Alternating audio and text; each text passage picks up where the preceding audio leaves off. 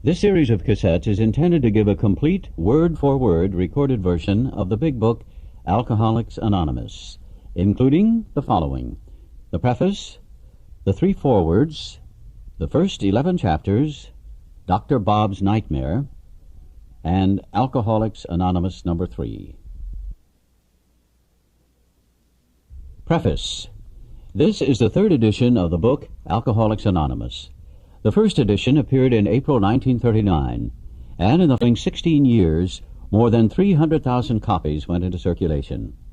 The second edition, published in 1955, reached a total of more than 1,150,000 copies.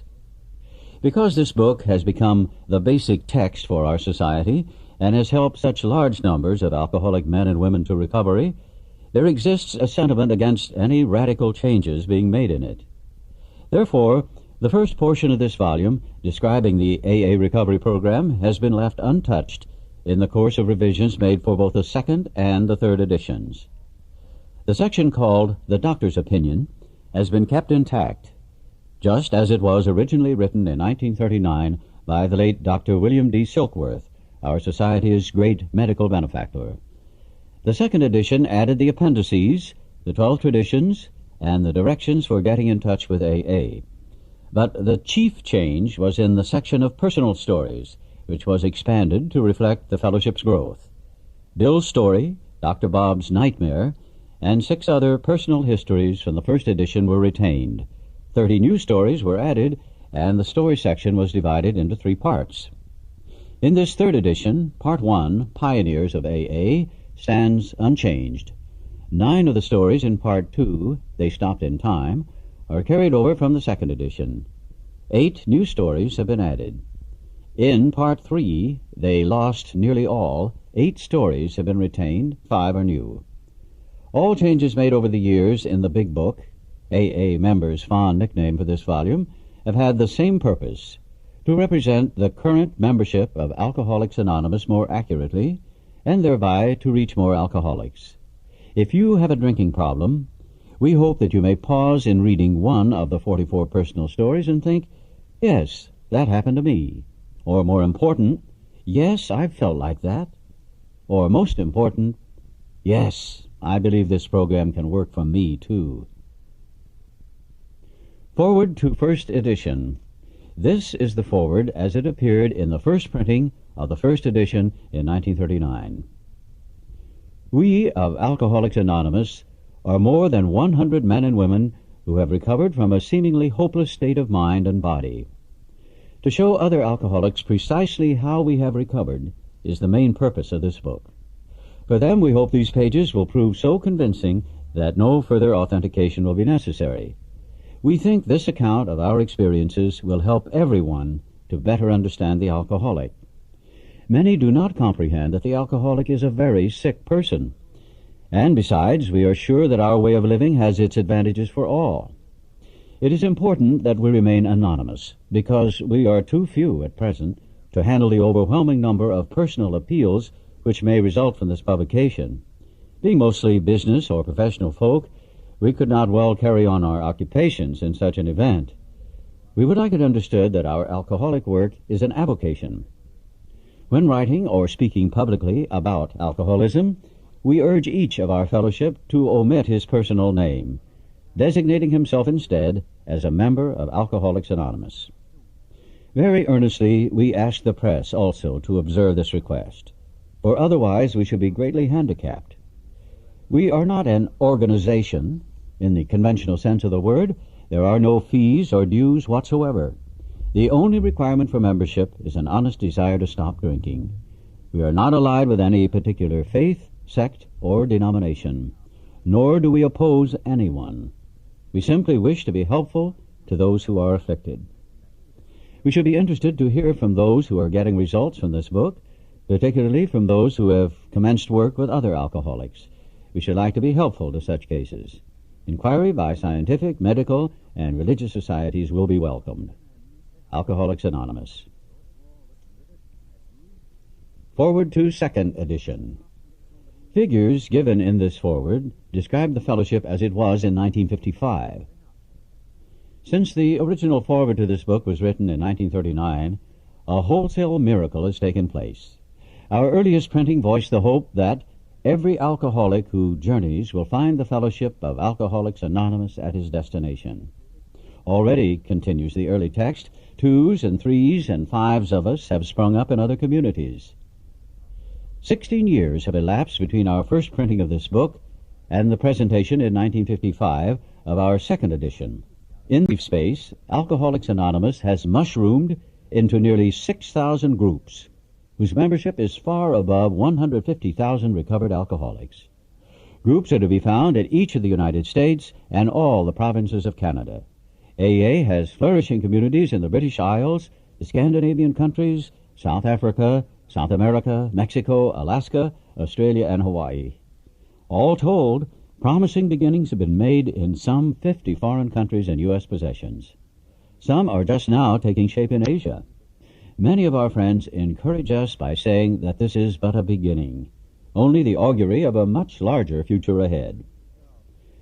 The spark that was to flare into the first AA group was struck at Akron, Ohio in June 1935 during a talk between a New York stockbroker and an Akron physician. 6 months earlier, the broker had been relieved of his drink obsession by a sudden spiritual experience following a meeting with an alcoholic friend who had been in contact with the Oxford groups of that day. He had also been greatly helped by the late Dr. William D. Silkworth, a New York specialist in alcoholism, who is now accounted no less than a medical saint by AA members, and whose story of the early days of our society appears in the next pages. From this doctor, the broker had learned the grave nature of alcoholism. Though he could not accept all the tenets of the Oxford groups, he was convinced of the need for moral inventory, confession of personality defects, restitution to those harmed, helpfulness to others, and the necessity of belief in and dependence upon God. Prior to his journey to Akron, the broker had worked hard with many alcoholics on the theory that only an alcoholic could help an alcoholic. But he had succeeded only in keeping sober himself. The broker had gone to Akron on a business venture which had collapsed, leaving him greatly in fear that he might start drinking again. He suddenly realized that in order to save himself, he must carry his message to another alcoholic. That alcoholic turned out to be the Akron physician. This physician had repeatedly tried spiritual means to resolve his alcoholic dilemma, but had failed. But when the broker gave him Dr. Silkworth's description of alcoholism and its hopelessness, the physician began to pursue the spiritual remedy for his malady with a willingness he had never before been able to muster. He sobered, never to drink again up to the moment of his death in 1950. This seemed to prove that one alcoholic could affect another as no non-alcoholic could. It also indicated that strenuous work, one alcoholic with another, was vital to permanent recovery. Hence, the two men set to work almost frantically upon alcoholics arriving in the ward of the Akron City Hospital. Their very first case, a desperate one, recovered immediately and became AA number 3. He never had another drink. This work at Akron continued through the summer of 1935. There were many failures, but there was an occasional heartening success. When the broker returned to New York in the fall of 1935, the first AA group had actually been formed, though no one realized it at the time. By late 1937, the number of members having substantial sobriety time behind them was sufficient to convince the membership that a new light had entered the dark world of the alcoholic. A second small group had promptly taken shape at New York. And besides, there were scattered alcoholics who had picked up the basic ideas in Akron or New York and were trying to form AA groups in other cities. It was now time, the struggling groups thought, to place their message and unique experience before the world. This determination bore fruit in the spring of 1939 by the publication of this volume. The membership had then reached about 100 men and women. The fledgling society, which had been nameless, now began to be called Alcoholics Anonymous, from the title of its own book. The flying blind period ended, and AA entered a new phase of its pioneering time. With the appearance of the new book, a great deal began to happen. Dr. Harry Emerson Fosdick, the noted clergyman, reviewed it with approval. In the fall of 1939, Fulton Oursler, then editor of Liberty, printed a piece in his magazine called Alcoholics and God. This brought a rush of 800 frantic inquiries into the little New York office, which meanwhile had been established. Each inquiry was painstakingly answered. Pamphlets and books were sent out. Businessmen traveling out of existing groups were referred to these prospective newcomers. New groups started up, and it was found, to the astonishment of everyone, that AA's message could be transmitted in the mail as well as by word of mouth. By the end of 1939, it was estimated that 800 alcoholics were on their way to recovery. In the spring of 1940, John D. Rockefeller Jr. gave a dinner for many of his friends, to which he invited AA members to tell their stories. News of this got on the world wires. Inquiries poured in again, and many people went to the bookstores to get the book Alcoholics Anonymous. By March 1941, the membership had shot up to 2,000. Then Jack Alexander wrote a feature article in the Saturday Evening Post and placed such a compelling picture of AA before the general public that alcoholics in need of help really deluged us. By the close of 1941, AA numbered 8,000 members. The mushrooming process was in full swing. AA had become a national institution. Our society then entered a fearsome and exciting adolescent period. The test that it faced was, could these large numbers of erstwhile erratic alcoholics successfully meet and work together? Would there be quarrels over membership, leadership, and money? Would there be strivings for power and prestige? Would there be schisms which would split AA apart? Soon AA was beset by these very problems on every side and in every group. But out of this frightening and at first disrupting experience, the conviction grew that AAs had to hang together or die separately. We had to unify our fellowship or pass off the scene. As we discovered the principles by which the individual alcoholic could live, so we had to evolve the principles by which the AA groups and AA as a whole could survive and function effectively. It was thought that no alcoholic man or woman could be excluded from our society, that our leaders might serve but never govern, that each group was to be autonomous, and there was to be no professional class of therapy.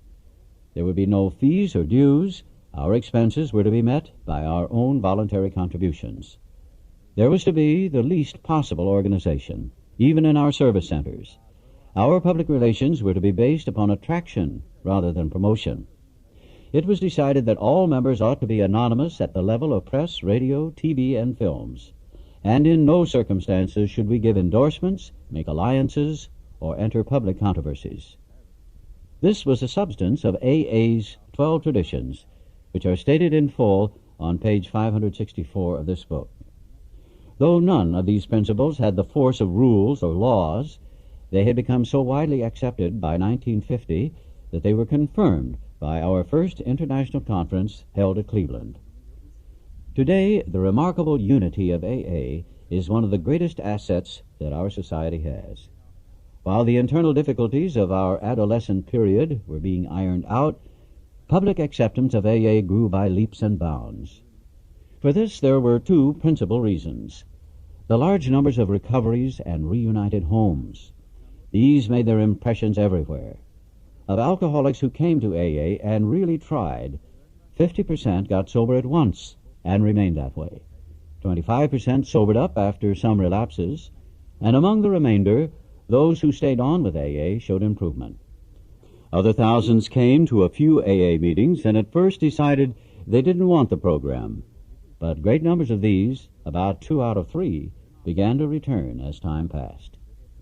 Another reason for the wide acceptance of AA was the ministration of friends in medicine, religion, and the press, together with innumerable others who became our able and persistent advocates.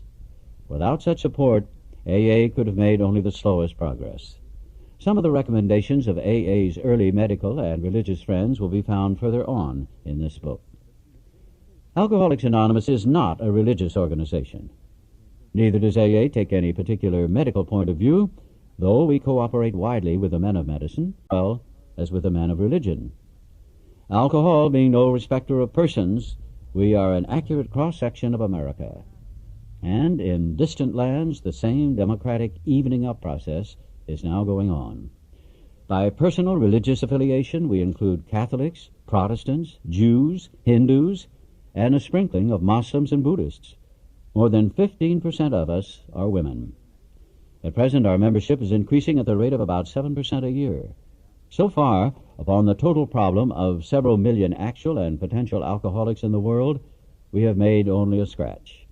In all probability, we shall never be able to touch more than a fair fraction of the alcohol problem in all of its ramifications. Upon therapy for the alcoholic himself, we surely have no monopoly. Yet it is our great hope that all those who have as yet found no answer may begin to find one in the pages of this book, and will presently join us on the high road to a new freedom. Forward to third edition. By March 1976, when this edition went to the printer, the total worldwide membership of Alcoholics Anonymous was conservatively estimated at more than 1 million, with almost 28,000 groups meeting in over 90 countries. Surveys of groups in the United States and Canada indicate that AA is reaching out, not only to more and more people, but to a wider and wider range. Women now make up more than 1/4 of the membership. Among newer members, the proportion is nearly 1/3. 7% of the AA surveyed are less than 30 years of age, among them many in their teens. The basic principles of the AA program, it appears, hold good for individuals with many different lifestyles, just as the program has brought recovery to those of many different nationalities. The 12 steps that summarize the program may be called Los 12 Pasos in one country, Les 12 Étapes in another, but they trace exactly the same path to recovery that was blazed by the earliest members of Alcoholics Anonymous. In spite of the great increase in the size and the span of this fellowship, at its core, it remains simple and personal. Each day, somewhere in the world, recovery begins when one alcoholic talks with another alcoholic, sharing experience, strength, and hope. The footnotes on this page tell us that in 1978, more than 30,000 groups are meeting in over 90 countries. And in 1978, about 1/3 of the membership is composed of women, and 11% are 30 and under. The doctor's opinion. We of Alcoholics Anonymous believe that the reader will be interested in the medical estimate of the plan of recovery described in this book. Convincing testimony must surely come from medical men who have had experience with the sufferings of our members and have witnessed our return to health. A well-known doctor, chief physician at a nationally prominent hospital specializing in alcoholic and drug addiction, gave Alcoholics Anonymous this letter. To whom it may concern, I have specialized in the treatment of alcoholism for many years. In late 1934, I attended a patient who, though he had been a competent businessman of good earning capacity, was an alcoholic of a type I had come to regard as hopeless. In the course of his third treatment, he acquired certain ideas concerning a possible means of recovery. As part of his rehabilitation, he commenced to present his conceptions to other alcoholics, impressing upon them that they must do likewise with still others. This has become the basis of a rapidly growing fellowship of these men and their families. This man, and over 100 others, appear to have recovered. I personally know scores of cases who were of the type with whom other methods had failed completely. These facts appear to be of extreme medical importance. Because of the extraordinary possibilities of rapid growth inherent in this group, they may mark a new epoch in the annals of alcoholism. These men may well have a remedy for thousands of such situations. You may rely absolutely on anything they say about themselves. Very truly yours, William D. Silkworth, M.D. The physician who, at our request, gave us this letter has been kind enough to enlarge upon his views in another statement which follows. In this statement, he confirms what we who have suffered alcoholic torture must believe, that the body of the alcoholic is quite as abnormal as his mind. It did not satisfy us to be told that we could not control our drinking just because we were maladjusted to life, that we were in full flight from reality or were outright mental defectives. These things were true to some extent, in fact, to a considerable extent with some of us, but we are sure that our bodies were sickened as well. In our belief, Any picture of the alcoholic which leaves out this physical factor is incomplete. The doctor's theory that we have an allergy to alcohol interests us. As laymen, our opinion as to its soundness may, of course, mean little, but as ex-problem drinkers, we can say that his explanation makes good sense. It explains many things for which we cannot otherwise account. Though we work out our solution on the spiritual as well as an altruistic plane, we favor hospitalization for the alcoholic who is very jittery or befogged. More often than not, it is imperative that a man's brain be cleared before he is approached, as he has then a better chance of understanding and accepting what we have to offer. The doctor writes, "The subject presented in this book seems to be of paramount importance to those afflicted with alcoholic addiction. I say this after many years' experience as medical director of one of the oldest hospitals in the country treating alcoholic and drug addiction. There was, therefore, a sense of real satisfaction when I was asked to contribute a few words on a subject which is covered in such masterly detail in these pages. We doctors have realized for a long time that some form of moral psychology was of urgent importance to alcoholics, but its application presented difficulties beyond our conception. What with our ultra-modern standards, our scientific approach to everything, we are perhaps not well equipped to apply the powers of good that lie outside our synthetic knowledge. Many years ago, one of the leading contributors to this book came under our care in this hospital, and while here, he acquired some ideas which he put into practical application at once. Later, he requested the privilege of being allowed to tell his story to other patients here, and, with some misgiving, we consented. The cases we have followed through have been most interesting. In fact, many of them are amazing. The unselfishness of these men, as we have come to know them, the entire absence of profit motive, and their community spirit is indeed inspiring to one who has labored long and wearily in this alcoholic field. They believe in themselves, and still more in the power which pulls chronic alcoholics back from the gates of death. Of course, an alcoholic ought to be freed from his physical craving for liquor, and this often requires a definite hospital procedure before psychological measures can be of maximum benefit. We believe, and so suggested a few years ago, that the action of alcohol on these chronic alcoholics is a manifestation of an allergy, that the phenomenon of craving is limited to this class and never occurs in the average temperate drinker. These allergic types can never safely use alcohol in any form at all, and once having formed the habit and found they cannot break it, once having lost their self-confidence, their reliance upon things human, their problems pile up on them and become astonishingly difficult to solve. Frothy emotional appeal seldom suffices. The message which can interest and hold these alcoholic people must have depth and weight.